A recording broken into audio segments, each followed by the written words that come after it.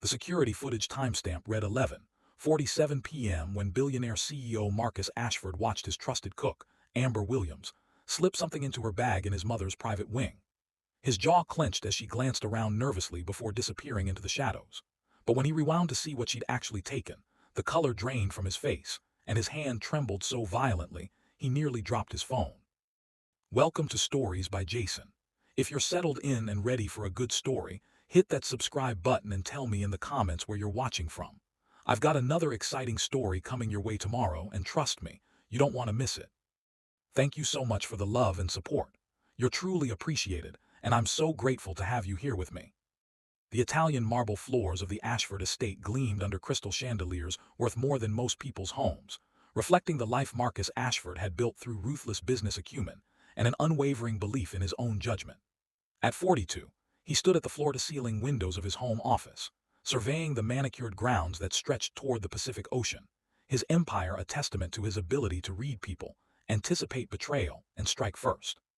"Sir, your 4 o'clock is here." His assistant Jeremy's voice crackled through the intercom, pulling Marcus from his thoughts about the Tokyo merger that would add another billion to his portfolio. Marcus glanced at his wrist reflexively, then froze. His wrist was bare. The vintage Patek Philippe Nautilus, a $50,000 rose gold timepiece his father had given him before his death, was gone. "Jeremy, come in here, now." His assistant appeared within seconds, tablet in hand, perfectly pressed suit betraying no emotion. "Sir." "My watch, the Patek Philippe, have you seen it?" Jeremy's eyes widened slightly. "No, sir. You were wearing it this morning during the conference call with Singapore. I noticed because you kept checking it." Marcus's mind raced backward through the day. The morning calls, the working lunch at his desk where Amber had brought him her signature coq au vin, the afternoon when he'd removed the watch to wash his hands in the executive bathroom adjacent to his office. He'd placed it on the marble countertop, taken a call from his attorney about his mother's estate planning, and then, nothing. When had he last seen it? "Pull the security footage from my office in the hallway, starting from noon." "Right away, sir." While Jeremy worked, Marcus paced, his jaw tightening with each step. The Ashford estate employed a minimal staff. He valued privacy above all else. Besides Jeremy, there was Amber Williams, the cook he'd hired 3 years ago, Sandra, his mother's nurse who worked the day shift, and Miguel, the groundskeeper who only came twice weekly. His mother's night nurse had quit a month ago, and Marcus had been too preoccupied to hire a replacement. His mother had been comatose for 8 months following a massive stroke, and the doctors had made it clear she would never wake. He pushed that thought away. Business required focus, and sentiment was a luxury he couldn't afford. "Sir, I have the footage." Jeremy's voice held an edge Marcus had never heard before. The security monitor showed the hallway outside his office in crisp high definition. At 2:47 p.m., the door to his office opened. Amber Williams stepped out, glancing left and right, her normally warm brown eyes darting nervously. She wore her standard work attire, black pants, white chef's coat, but her hands were shoved deep in her pockets in a gesture that looked unmistakably guilty. Marcus's blood turned to ice as he watched her hurry down the hallway toward the service stairs, her shoulders hunched, moving with the furtive urgency of someone who'd just committed a crime.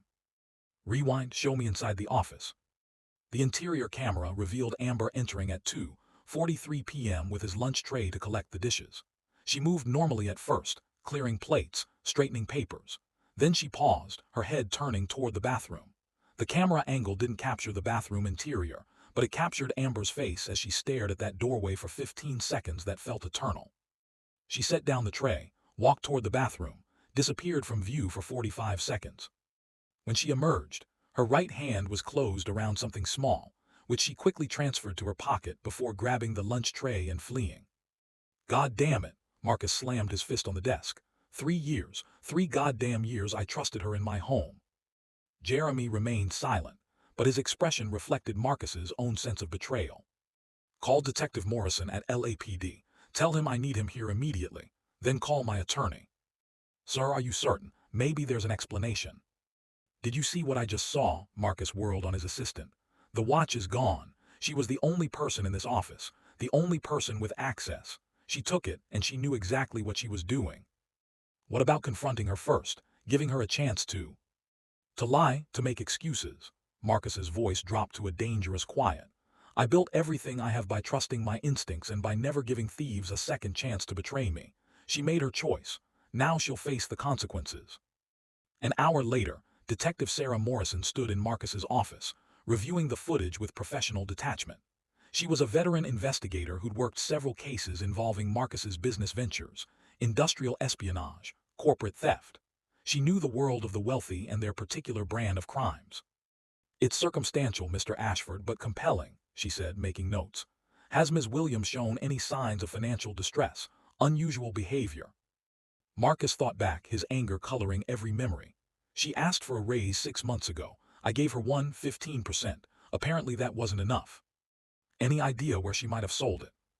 "There are a dozen high-end pawn shops and fences in LA who deal with luxury items. Start with the ones in her neighborhood. She lives in—" He pulled up her employment file. "East LA, near Boyle Heights." Detective Morrison nodded. "We'll need to interview her. Is she here now?" "In the kitchen, preparing dinner." Marcus checked his watch, the cheap Timex he'd grabbed from a drawer, which felt like an insult on his wrist. "She has no idea anything's wrong." "Keep it that way. I'd like the element of surprise." They found Amber in the gleaming restaurant-grade kitchen, humming softly to herself as she chopped vegetables for what smelled like her famous beef bourguignon. She was 34, petite, with warm brown skin and natural hair pulled back in a neat bun. When she saw Marcus enter with the detective, her face lit up with a genuine smile that made what came next almost satisfying. "Mr. Ashford, I didn't know you had a guest for dinner. I can easily add—" She stopped, noticing his expression. "Is something wrong?" "Amber Williams." Detective Morrison stepped forward, badge in hand. "Yes." Amber's smile faded, confusion creasing her forehead. "I need to ask you some questions about a theft that occurred in this residence today. A valuable watch belonging to Mr. Ashford has gone missing." The color drained from Amber's face. "A theft? I don't understand. What does that have to do with me?" "You were the only person in Mr. Ashford's office this afternoon," Marcus said, his voice cold. "Security footage shows you entering the bathroom where I'd left my watch and exiting with something in your hand that you then concealed in your pocket." "What? No." Amber's knife clattered to the cutting board.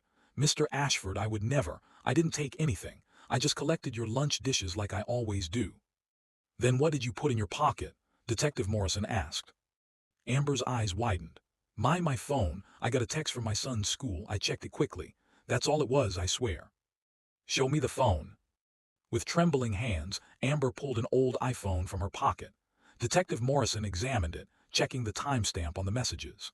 "There's a text here from Roosevelt Elementary at 2:44 p.m. Marcus felt a flicker of doubt, quickly smothered by certainty. Thieves always had explanations. Check her pockets, her bag, her car. "Mr. Ashford, please." Amber's voice cracked. "I have worked for you for 3 years. I have never taken so much as a paperclip from this house. I would never betray your trust." "Then you won't mind if Detective Morrison conducts a search." The search of Amber's person revealed nothing but her phone, some chapstick, and a folded picture of a young boy. Her son, Marcus presumed. Her bag contained her wallet, car keys, a romance novel, and a Tupperware container with leftovers she'd been given permission to take home. "Her car," Marcus pressed. In the driveway, Amber's ancient Honda Civic yielded nothing but fast food wrappers, a child's forgotten action figure, and a stack of past-due bills on the passenger seat. Electric company, water bill, credit card statements with red final notice stamps. "Nothing here, Mr. Ashford," Detective Morrison said quietly. But Marcus had seen those bills and they'd confirmed everything he needed to know. She was desperate for money. Desperate people did desperate things. The watch wasn't on her now because she'd already gotten rid of it. Obviously. "Check the pawn shops," he instructed. "Someone matching her description sold a watch today. Find it." "Mr. Ashford, please, you have to believe me." Amber was crying now, mascara tracking down her cheeks. "I didn't take your watch. I would never. My son. I have a son who depends on me. I can't, if I lose this job." "You should have thought about that before you stole from me." "I'm going to need you to come down to the station to answer some questions. Ms. Williams," Detective Morrison said, her tone professional but not unkind. "Am I being arrested?" Amber's voice was barely a whisper. "Not at this time, but we do need your cooperation." As they led Amber toward the door, she turned back to Marcus, her eyes pleading. "Mr. Ashford, I'm telling you the truth. Please, I have a 9-year-old son. His name is Tyler. He's waiting for me to pick him up from his after-school program. If I don't come, if something happens to me, he has no one else. His father's not in the picture. My mother died last year. Please, please believe me." Marcus felt nothing but the cold certainty of betrayal. You should have thought about your son before you became a thief. The words landed like a slap. Amber's face crumpled, and she allowed herself to be led away without further protest. Jeremy appeared at Marcus's elbow once they'd gone. "Sir, what about dinner?" "Order something." Marcus headed for the stairs. "I need to check on my mother." The medical wing occupied the entire east side of the mansion's second floor. Marcus had spared no expense converting it. Hospital-grade equipment, monitoring systems, a full pharmaceutical setup. The night nurse was supposed to start at 8 p.m., but Marcus had been too busy to verify if the agency had sent someone. He entered his mother's room, steeling himself against the sight that always gutted him despite his best efforts. Millionaire Ashford lay motionless in the adjustable hospital bed, breathing tube in place, monitors beeping steadily. At 70, she'd been vibrant and sharp until the stroke had stolen everything. Her voice, her movement, her consciousness. "Hi, Mom," he said softly, approaching the bed. "Sorry I haven't been by in a few days. The Tokyo deal is consuming everything."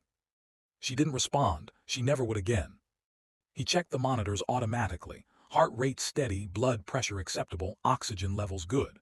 The day nurse had left detailed notes. Patient stable, no changes, medications administered on schedule. On the bedside table sat a glass of water with a straw and a small vase with fresh flowers. White roses, his mother's favorite. Strange. Sandra usually didn't bring flowers. Marcus touched one of the petals absently, then left the room. He had calls to make, an empire to run, and a thief to ensure paid for her crimes. What he didn't see was the small plate tucked in the bedside drawer, a plate with crumbs from homemade cookies and a folded napkin with a note in careful handwriting. "I made your favorite chocolate chip cookies today, Mrs. Ashford. Tyler helped. He says he hopes you wake up soon. Sweet dreams. Amber." The timestamp on the hidden camera Marcus had forgotten existed. The one installed 6 months ago when he'd paranoidly believed one of the nurses might be stealing his mother's pain medications, showed Amber entering the room at 11:47 p.m. the previous night. But Marcus wouldn't discover that footage for 3 more days. And by then, the damage would be irreparable. The call came at 6:30 a.m., jarring Marcus from the first decent sleep he'd had in 48 hours.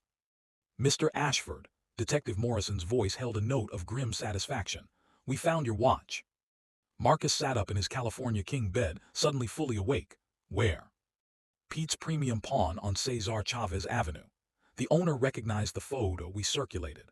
A woman matching Amber Williams's description sold it to him 2 days ago for $8,000. He has her on his security camera." "I want to see it."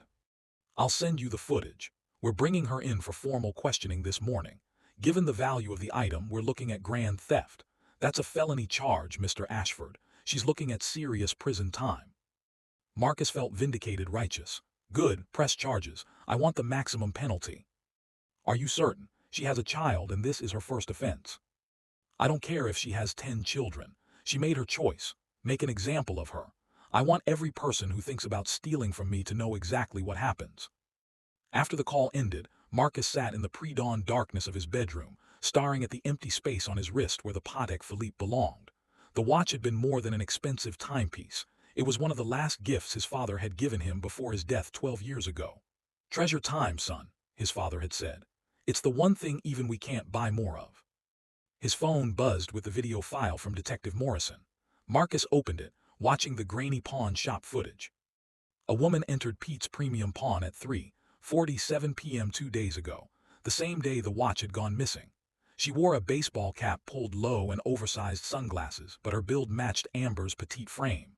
Her skin tone matched. She kept her face down as she approached the counter, pulling the rose gold watch from her purse. The pawn shop owner examined it with a jeweler's loupe, clearly recognizing its value. There was no audio, but Marcus could see them negotiating. Finally, the woman accepted cash, signed paperwork, and left quickly. It was her, it had to be. Marcus forwarded the video to his attorney with a simple message: prosecute to the fullest extent. No plea deals.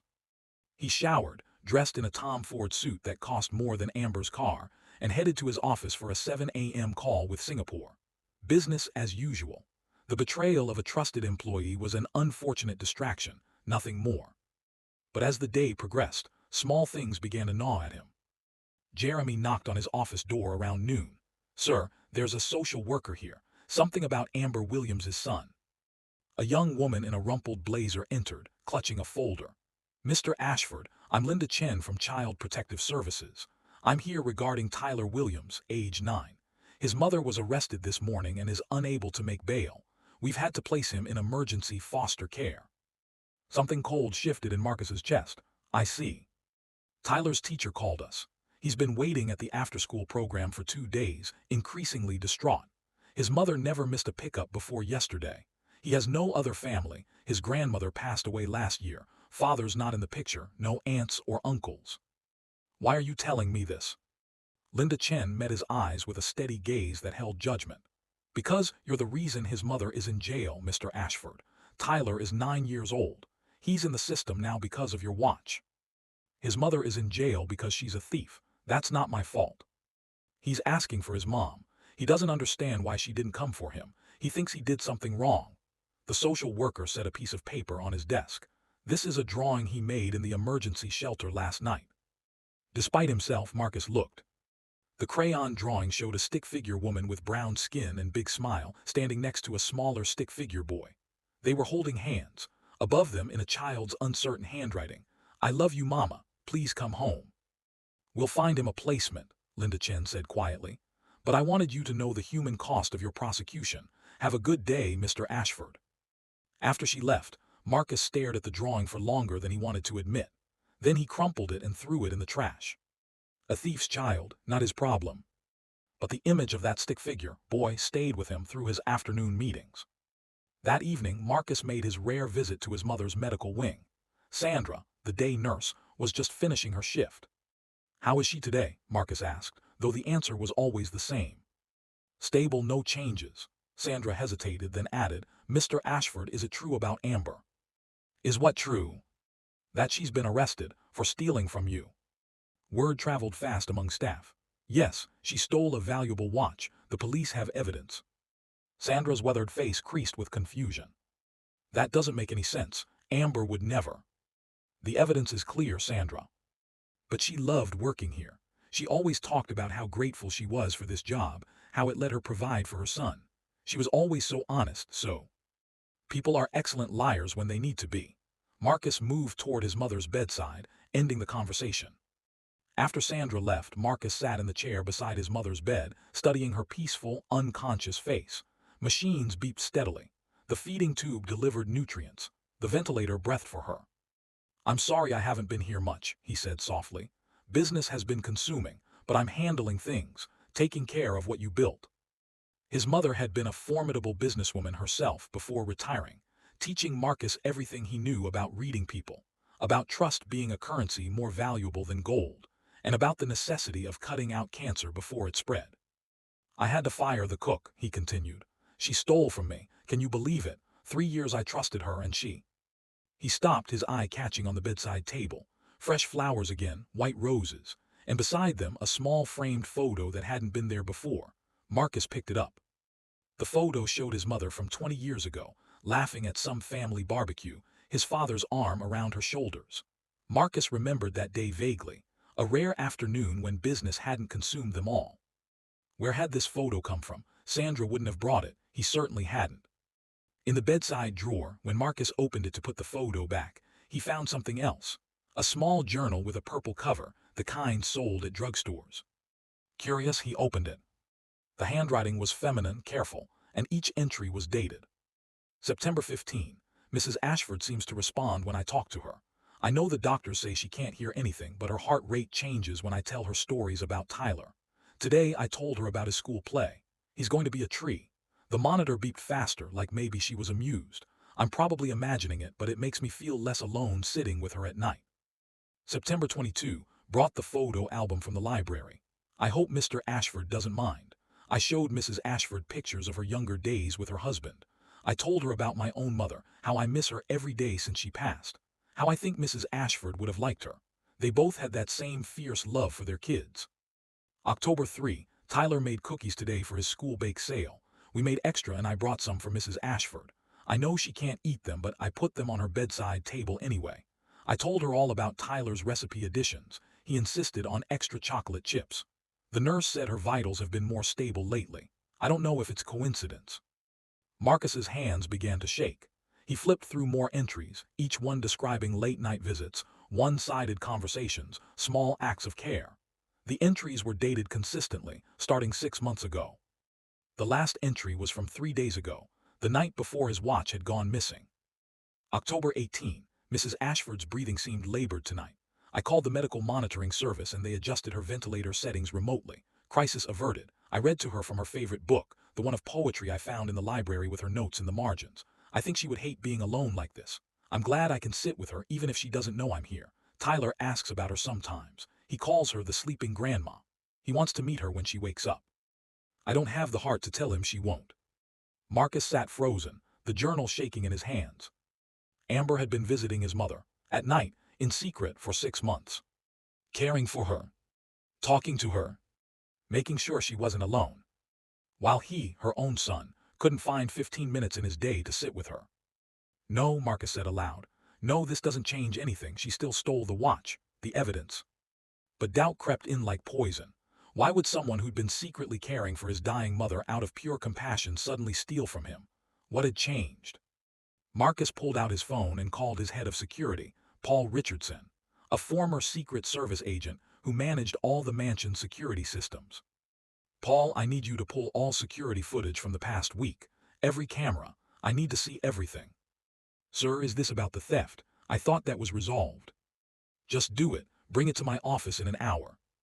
Marcus left his mother's room, the journal still in his hand, his mind racing. An hour later, Paul appeared with a laptop and several portable hard drives. Sir, we have 18 cameras throughout the property. That's a lot of footage. What specifically are you looking for? Start with the second floor. My mother's wing, go back 6 months. Paul's eyebrows rose, but he didn't question the order.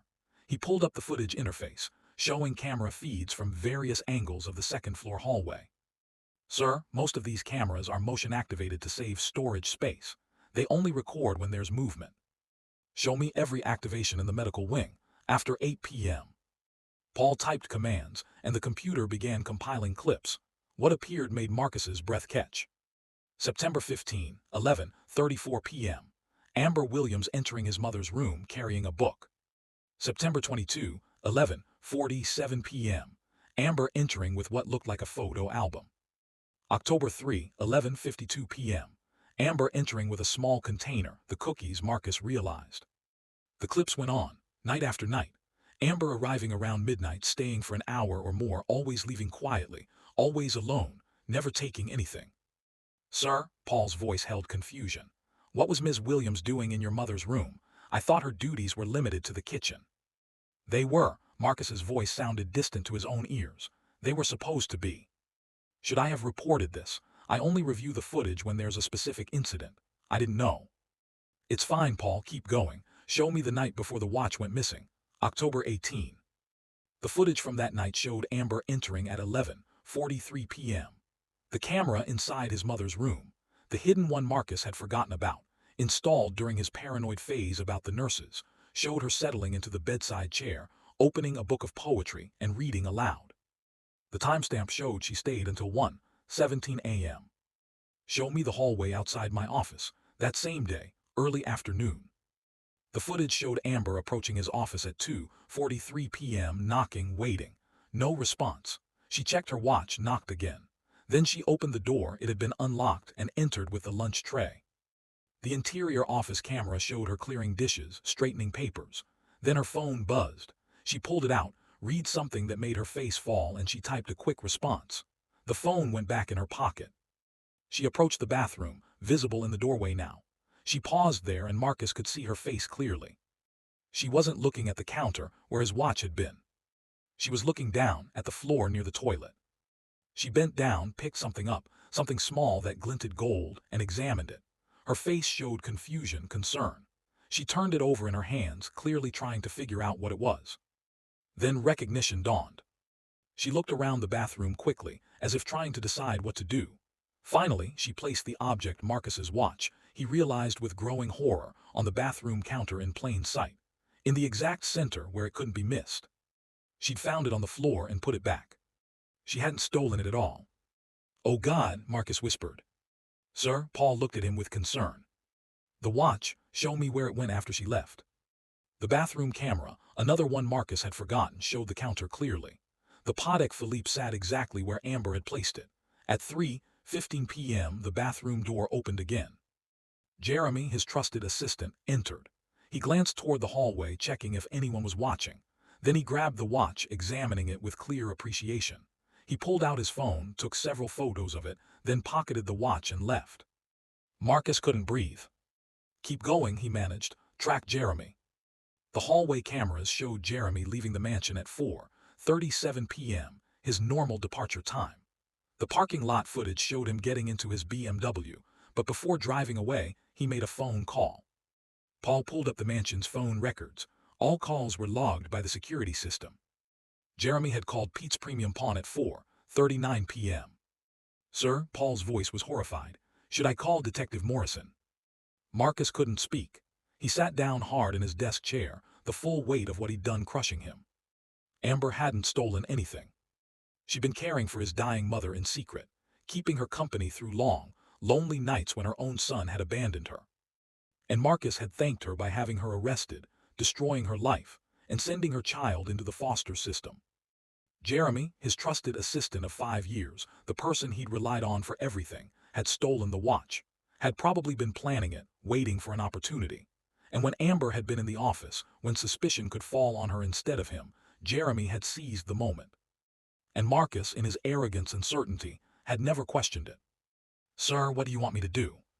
Marcus forced himself to focus. "Call Detective Morrison. Send her all of this footage immediately. Then find Jeremy. I don't care what it takes. Find him and make sure he doesn't leave the city." "Yes, sir." After Paul left, Marcus sat alone in his office as the sun set over the Pacific, painting the sky in shades of red that looked like blood. He'd built his empire on reading people, on trusting his instincts. And he'd been catastrophically, unforgivably wrong. Detective Morrison arrived at the Ashford estate at 9 p.m. with 2 other officers, her expression grim as Paul walked them through the security footage. Marcus sat in his office.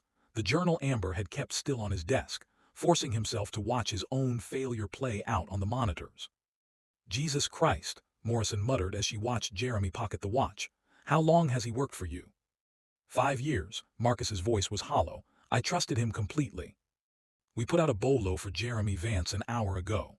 His credit cards show a purchase at Lax. He bought a one-way ticket to Singapore. Flight leaves at midnight. We've got units at the airport now." Singapore, where Marcus had extensive business connections, where Jeremy would have had contacts, resources. He'd planned this carefully, waiting for the perfect opportunity. "What about Amber?" Marcus asked, though he dreaded the answer. Morrison's jaw tightened. "She's been in county lockup for 3 days. Couldn't make the $50,000 bail. We arraigned her yesterday morning. She pleaded not guilty, but the DA was pushing for the maximum sentence based on the value of the watch and what they thought was clear video evidence of theft. I need to see her. I need to apologize." "Mr. Ashford," Morrison's voice was sharp. "Right now, you need to let us do our jobs. We've already contacted the DA's office to drop all charges. The paperwork should be processed by morning, but you inserting yourself into this situation won't help anything. Her son, Tyler, he's in foster care because of me. Child Services has been notified. They'll begin the reunification process once Ms. Williams is released." "How long will that take?" Morrison met his eyes with an expression that held more judgment than any words could convey. "Depends on a lot of factors. The system moves slowly, Mr. Ashford. Tyler's been in emergency foster care for 3 days. They'll need to do home checks, psychological evaluations. Even though his mother was wrongly accused, the system has to verify she's fit to have him back." The words hit Marcus like physical blows. A 9-year-old boy torn from his mother, put in a stranger's home, traumatized, all because Marcus had been so certain, so self-righteous, so goddamn arrogant. "I'll pay for attorneys, the best family law specialists in California, whatever it takes to get him home to her. Money doesn't fix everything, Mr. Ashford." The words hung in the air like an indictment. Morrison's phone buzzed. She checked it, then nodded to her officers. "They've got Jeremy Vance at Lax. Tried to run when TSA flagged him. They found your watch in his carry-on along with $47,000 in cash, the remaining money from pawning it. I want to press charges, everything possible." "That's a given. Grand theft, fraud, probably conspiracy. His public defender is going to have a field day with this." Morrison closed her laptop. "We'll need a formal statement from you tomorrow, and Mr. Ashford, you might want to think carefully about how you're going to make this right with Ms. Williams, because an apology isn't going to cut it." After they left, Marcus sat alone in his office until well past midnight, reading and rereading Amber's journal entries. Each one was a window into a kind of compassion he'd forgotten existed, selfless, expecting nothing in return, simply doing what was right because someone needed it. November 2 brought Tyler's school picture to show Mrs. Ashford, told her all about his science fair project on volcanoes. "I think she would have loved being a grandmother. Tyler would have loved having one. We both could have used more family." November 8, Mr. Ashford walked past the medical wing tonight around 1 a.m. "I heard his footsteps, but he didn't come in. I wonder if he knows how lonely his mother is, how much time she has left. The doctors told me her organs are slowly failing. Maybe weeks now, not months. I wish I could tell him, but it's not my place. I'm just the cook." Marcus's hands clenched the journal so hard the spine cracked. He stood abruptly and walked to his mother's wing. The monitors beeped steadily in the quiet darkness.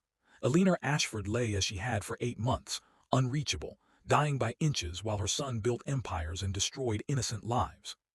"I'm sorry," Marcus whispered, sitting in the chair where Amber had spent so many nights.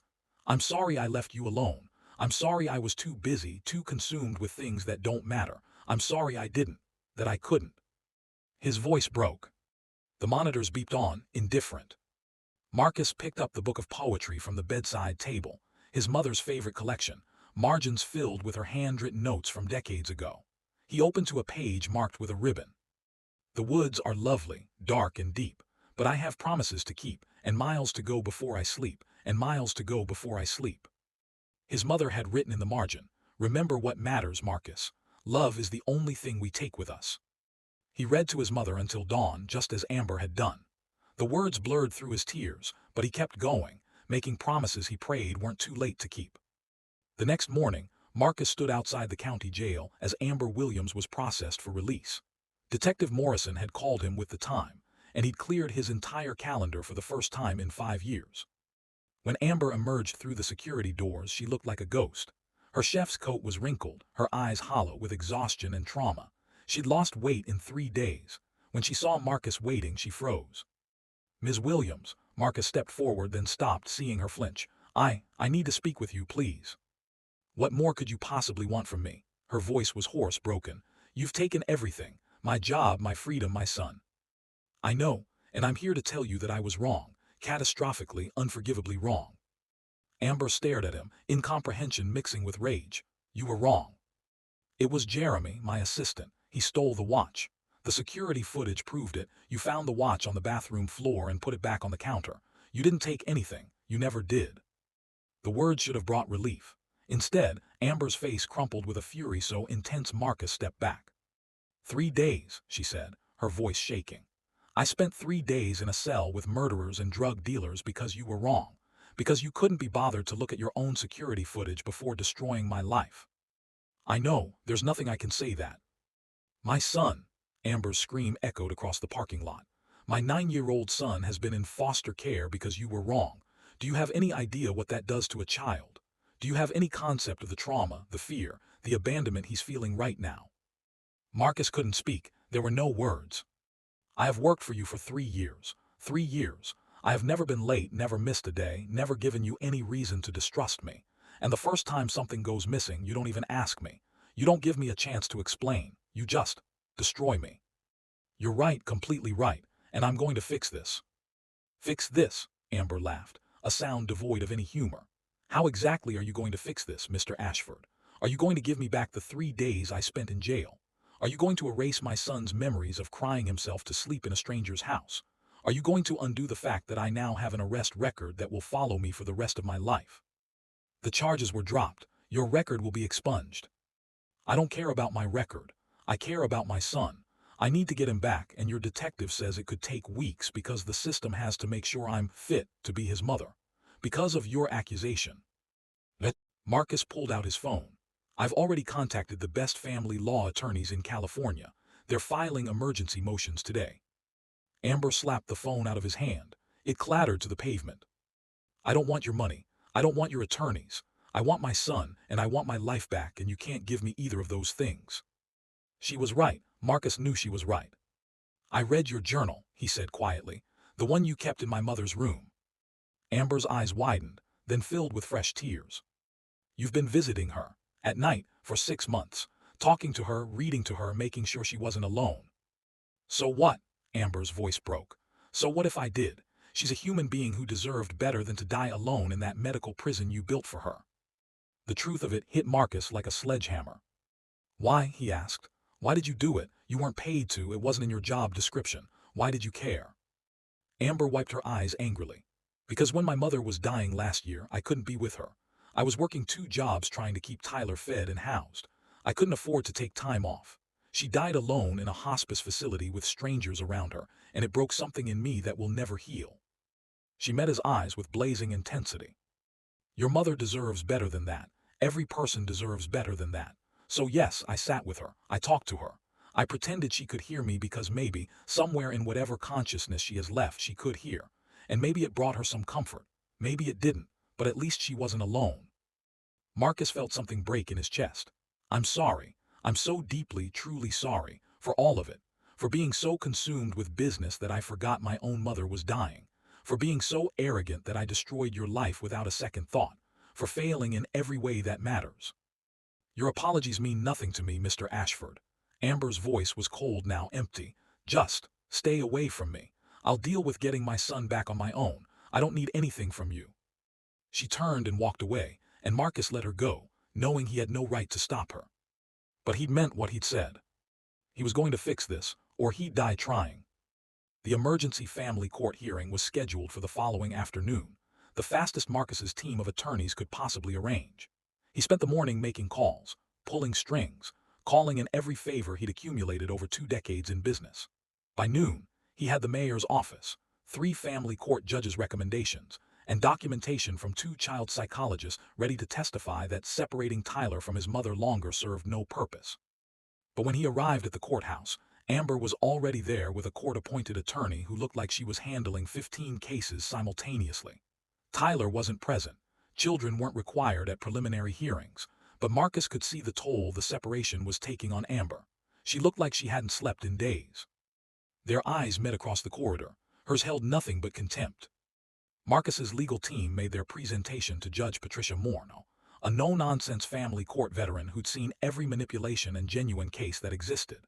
They laid out the evidence: wrongful arrest, charges dropped, mother's spotless record, stable employment history, character witnesses including Detective Morrison herself, who'd written a letter supporting immediate reunification. The DA's office didn't even bother to contest. The case was clear. But Judge Morno wasn't satisfied. "Ms. Williams," she said, looking over her glasses at Amber, "I've reviewed the circumstances of your arrest. I've seen the evidence of your innocence. However, I have concerns about your employment situation. You worked for Mr. Ashford. That job is presumably no longer available to you. What is your current plan for supporting yourself and your son?" Amber stood, her voice steady despite the tremor in her hands. "Your Honor, I've already applied to 3 restaurants and a catering company. I have interviews scheduled for next week. My rent is current. I have 2 weeks before next payment is due. I have some savings that will carry us through." "Your Honor," Marcus interrupted, standing before his attorneys could stop him, "if I may address the court." Judge Morno's eyes narrowed.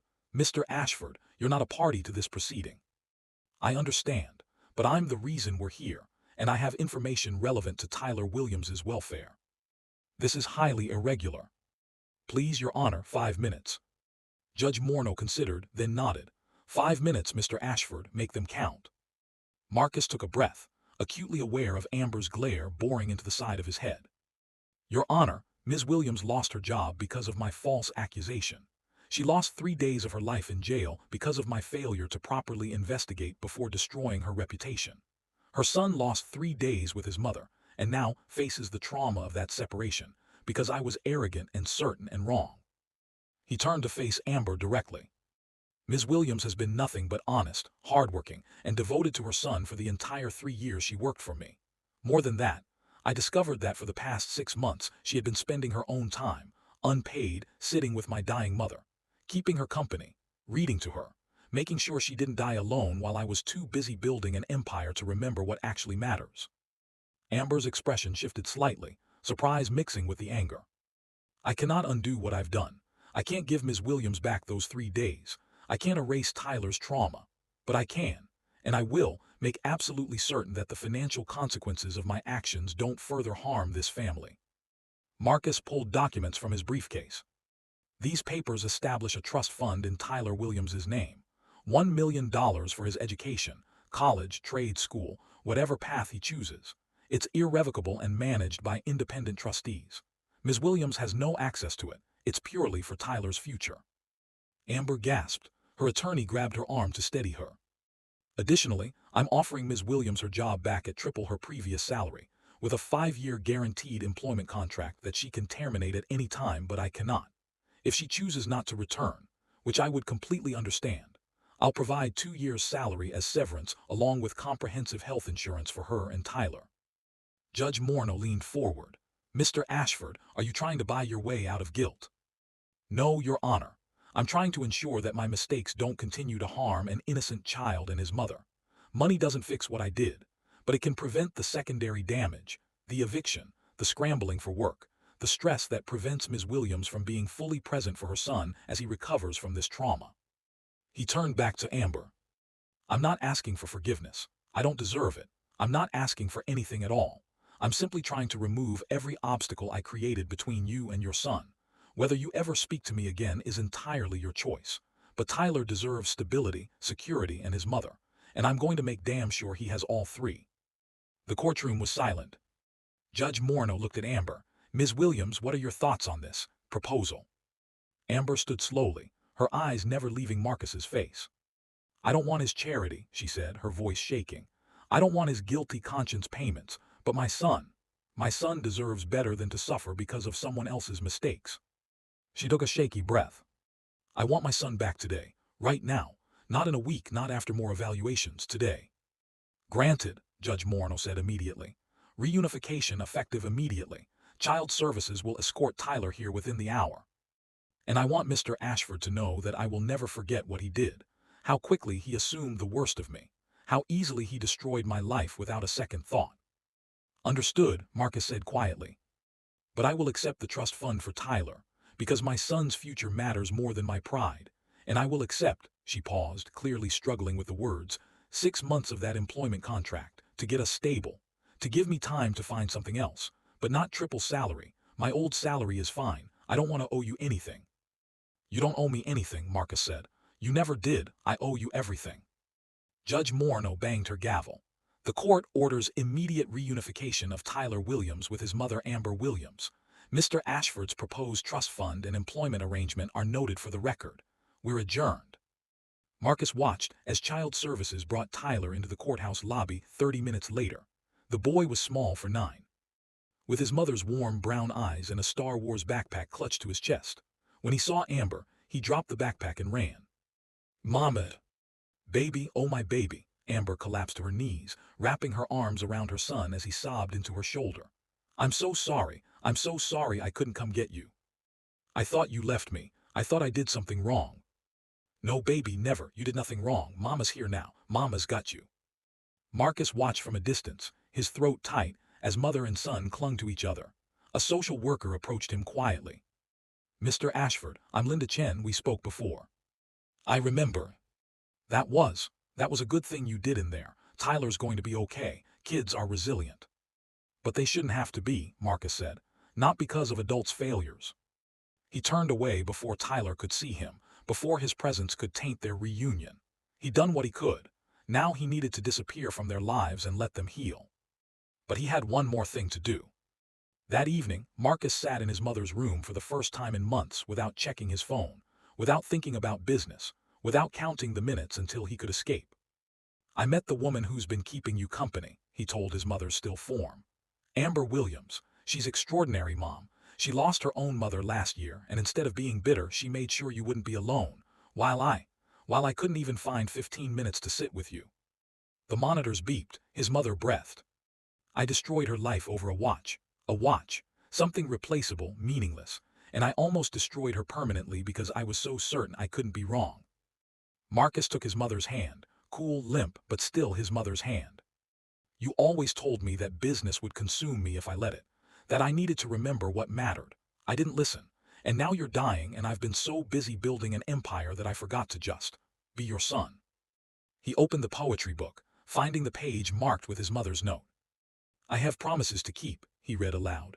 I promise I'm going to do better, Mom. I promise I'm going to remember what matters. I promise. His voice broke. I promise I won't leave you alone anymore. Over the following weeks, Marcus's life transformed. He delegated more at work, promoting his VP to handle the Tokyo merger. He had dinner in his own home every night, and every evening at 8 p.m., he went to his mother's room and read to her. Amber returned to work after a week. Tyler needed routine, she said, and the familiar environment helped him feel safe again. She was professional, polite, and kept Marcus at arm's length. He didn't push. He didn't expect warmth or forgiveness. He'd earned her contempt and he accepted it as penance. But sometimes, late at night when he was reading to his mother, he'd hear footsteps in the hallway. And once, just once, he looked up to see Amber standing in the doorway with Tyler. He wanted to meet the sleeping grandma, Amber said quietly. The one I told him about.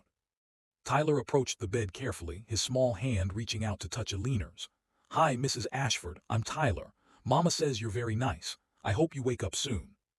Marcus's eyes burned with tears he didn't let fall. Thank you, he whispered to Amber. She just nodded and took Tyler's hand.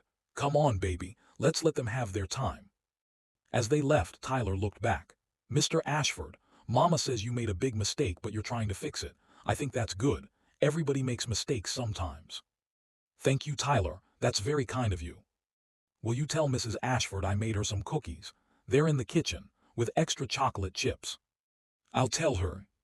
After they'd gone, Marcus held his mother's hand and wept. For lost time, for chances he'd wasted, for the grace of a 9-year-old child who understood forgiveness better than any adult. 2 weeks later, Alina Ashford's monitors began to fail.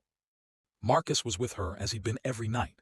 He called for the medical team, but they confirmed what he already knew. Her organs were shutting down. Hours, maybe a day. Should I call anyone, sir? The night nurse asked gently. Marcus thought of the journal, of Amber's entries, of the kindness his mother had received from a stranger when her own son had abandoned her. Call Amber Williams, please. She should be here. Amber arrived 30 minutes later in her pajamas, Tyler in tow because she had no one to watch him at midnight. She stood in the doorway uncertainly. You called me. She's dying, Marcus said simply. Tonight probably, and she shouldn't be alone. You spent 6 months making sure of that. I thought you'd want to. I thought she'd want. He couldn't finish. Amber's expression softened. She turned to Tyler. Baby, can you wait in the sitting room? There are books and games in there. Is Mrs. Ashford going to heaven? Tyler asked solemnly. Yes, baby, she is. Can I say goodbye? Amber looked at Marcus, who nodded. Tyler approached the bed and took Alina's hand. Goodbye, Mrs. Ashford. Thank you for listening to Mama's stories about me. I hope heaven has extra chocolate chips. Then he kissed her forehead and let his mother lead him to the sitting room. Amber returned and sat in the chair on the opposite side of the bed from Marcus. For hours, they sat in silence, both of them holding Alina's hands as her breathing grew slower, shallower. Thank you, Marcus said finally, for everything you did for her, for the kindness she didn't deserve from a stranger. Everyone deserves kindness, Amber said quietly, especially at the end. I'm sorry for what I did to you, to Tyler. I know I've said it before, but I need you to know. I know. Amber met his eyes across his mother's body. I'm still angry. I may always be angry about some of it, but I'm also grateful you tried to make it right, that you didn't just throw money at us and disappear, that you're here with your mother now. Because of you, you taught me that. Alina's breathing changed, a long exhale, a pause, another breath. Amber began to sing softly, a hymn Marcus remembered from childhood, Amazing Grace. Marcus joined her, his voice breaking on the words as his mother took her last breath and slipped away, not alone, held and sung to in her final moments. After it was over, after the monitors went silent and the nurses had done their work, Marcus walked Amber and Tyler to their car. I meant what I said, Amber told him. About 6 months. After that, I'm finding my own path. I understand, and I'll give you the best reference you've ever seen. I don't want. Please, let me do this one thing. You deserve opportunities, Amber. You deserve everything good. She studied him for a long moment. You're different than you were. Your mother would be proud of that, I think. I hope so. Tyler hugged Marcus's leg suddenly.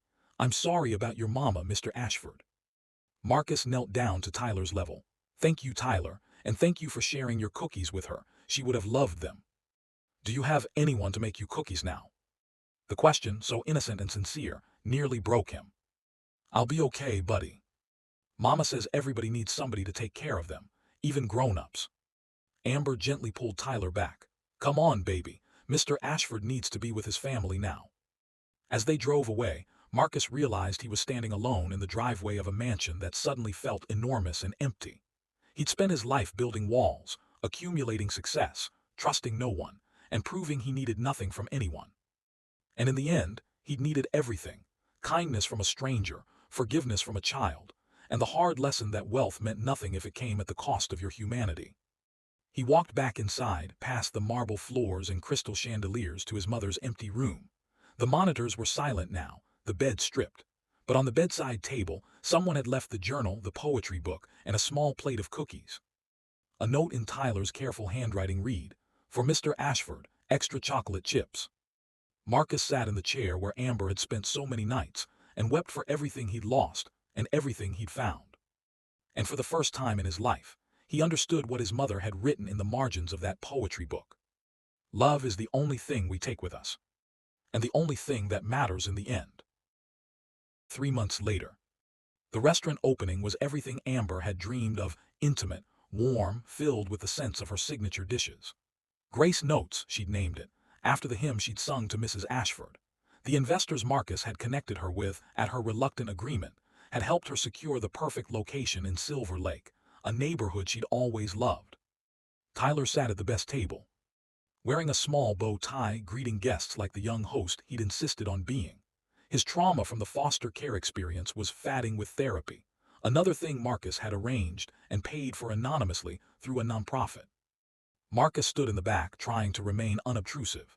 He wasn't sure he'd even be welcome, but Amber had sent him an invitation, so here he was. "You came."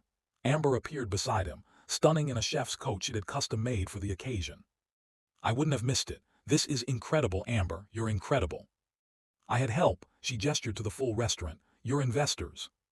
Your vision, your food, your heart. I just opened some doors, you walked through them."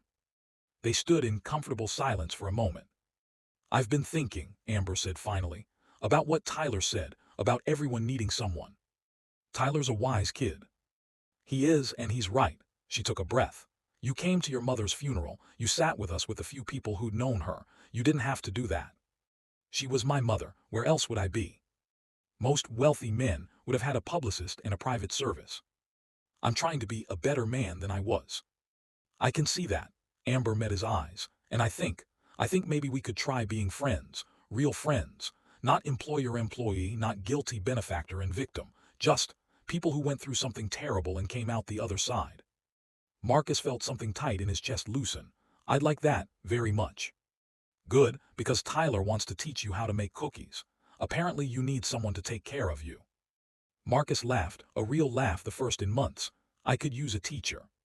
Sunday afternoon. Bring an apron. Tyler takes his baking very seriously. "I'll be there." As Amber moved off to greet other guests, Tyler appeared at Marcus's elbow. "Mr. Ashford, did you try the chocolate chip cookies?" "Not yet." "Come on," Tyler grabbed his hand. "They're the best, I made them myself." And Marcus let himself be led by a 9-year-old boy who taught him more about forgiveness than any business deal ever had, to a table full of cookies made with extra chocolate chips and infinite grace. Some mistakes couldn't be undone, but some wounds could heal. And some endings were really just beginnings in disguise. What would you have done in Marcus's position? Would you have been able to admit you were wrong before it was too late?